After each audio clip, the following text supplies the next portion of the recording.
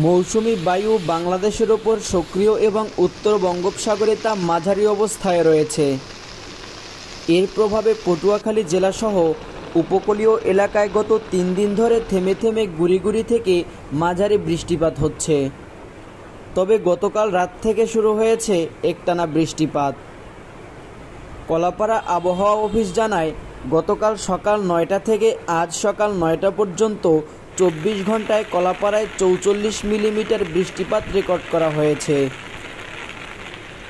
এতে জনজীবনে নেমে এসেছে স্থবিরতা। চরম দুর্ভোগে পড়েছেন সাধারণ মানুষ, বিশেষ করে খেটে খাওয়া শ্রমজীবীরা।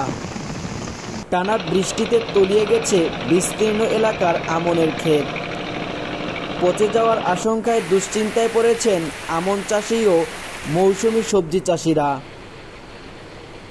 আগামী 5 দিন বৃষ্টিপাত অব্যাহত থাকতে পারে এবং দমকা বা ঝড়ো হাওয়া বয়ে যেতে পারে বলে জানিয়েছেন জেলা আবহাওয়া অফিস। মোহাম্মদ নাঈম, কলাপাড়ার কথা।